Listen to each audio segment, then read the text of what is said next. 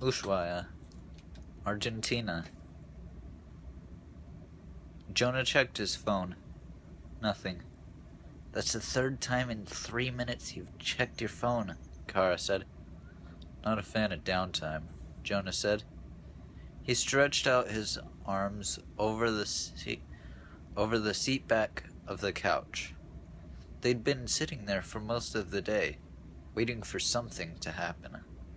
He needed news, or he'd go crazy. He'd heard that everyone was seasick except for Dan. He'd been filled in on Dan's enthusiasm for leopard seals and iceberg calving, and emperor penguins, but he hadn't heard anything in over an hour. Internet connections could be wonky, he knew that, but his bro Ham was on that ship, and he felt like something was missing, like his right arm. Kara was cool, but he couldn't replace the lung who had his back. Oh, lug. Can't believe you can keep something on that thing. The digital world is full of trails people don't even know they're making, Kara said. I might find something to help them, but there's nothing. That's the problem. Kara looked up. That tailor who tried to drug Ian? No record of him. Zip.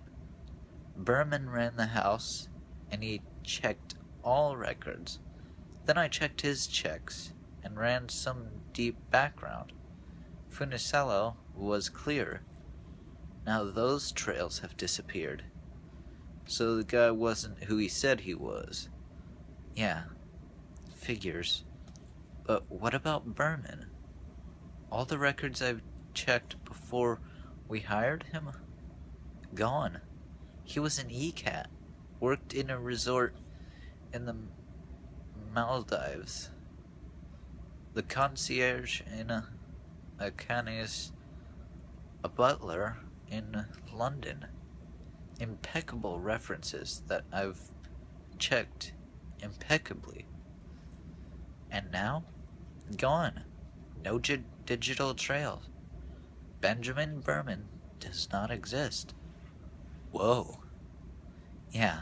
Kara tossed the tablet aside and leaned her head back on the armchair. I don't even get fooled like this. It's unacceptable. I've tried and tried, and I can't figure it out.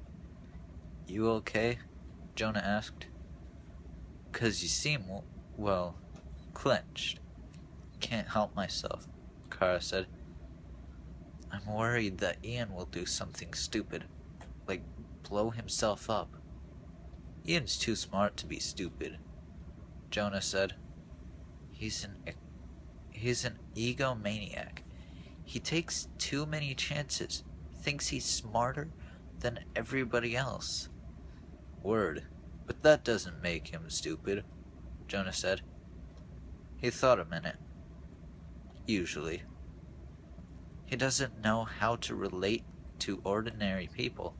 He can be unbelievably dense and condescending. He's got some issues, Jonah agreed. Got some faults, no question. He's a bro, though. Don't tell him I said that. I wish he wasn't such an idiot.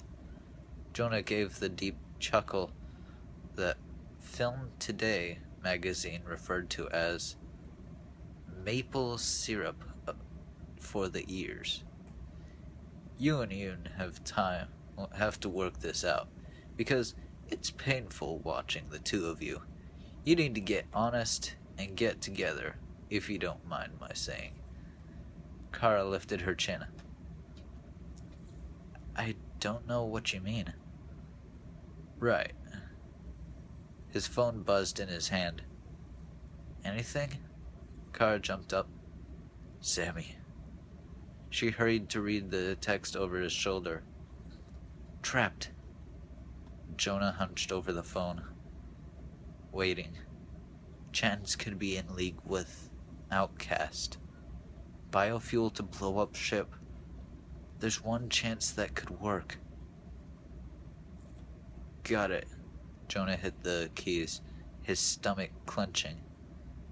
Suspect, Rollo. Also a scientist, J.E.T. Rollo? Jonah said to Kara. That's the guy next door with the Do Not Disturb sign, right? The one who missed the boat? Combustibility buildup. As oxygen enters tank, as fuel decreases, O2 increases.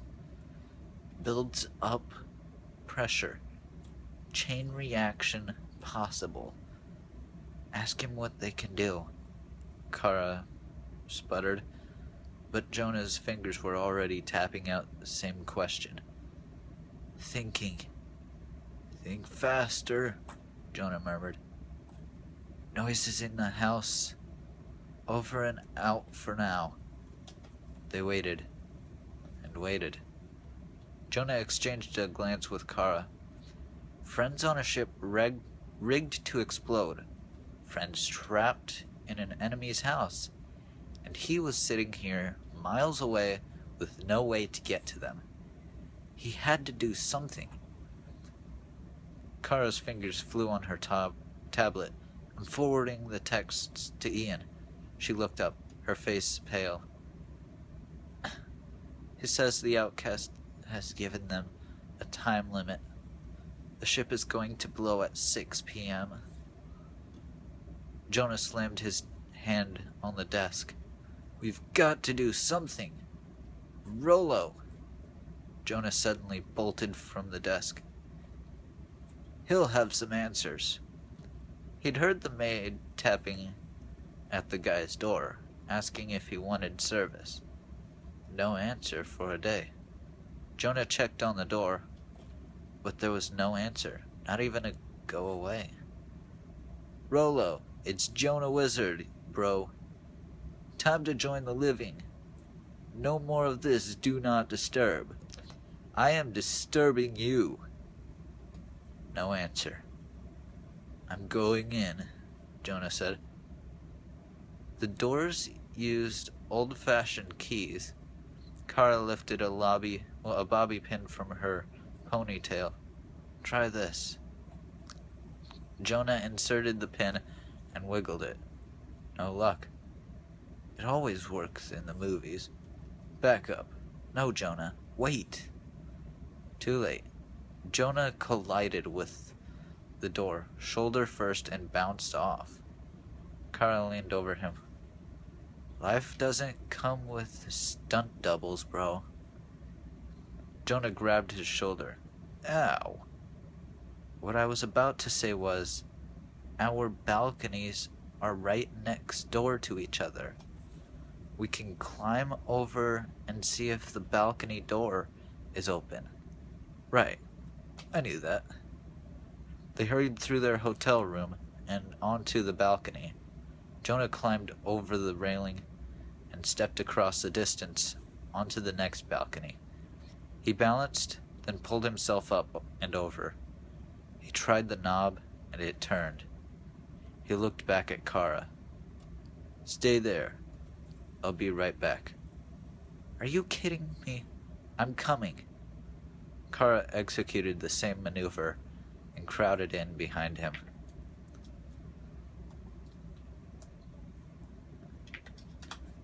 The room was dark and stuffy. Jonah blinked, trying to adjust from the bright sunlight outside. Then he saw a shape on the floor. Kara, wait outside. Would you stop treating me like a girl? Kara stopped. Oh. She clutched Jonah's arm. Jonah crossed to the body on the floor. He lay face up, and Jonah knew immediately that Rollo was dead. Death was so much different from the movies, Jonah thought. It hit you in a place that was deeper than you ever wanted to go. Jonah stared down at the young man, who still wore an expression of surprise. "We'll catch the guy who did it, bro," he said. As he turned to go, his foot hit something. Jonah crouched down to examine it. It was a metal spear, not long, but with an extremely sharp point. In the center of the spear was a small ring, as though someone could slip it over a finger to rotate it faster, until it was a blur of contained energy and velocity, and then they let it fly.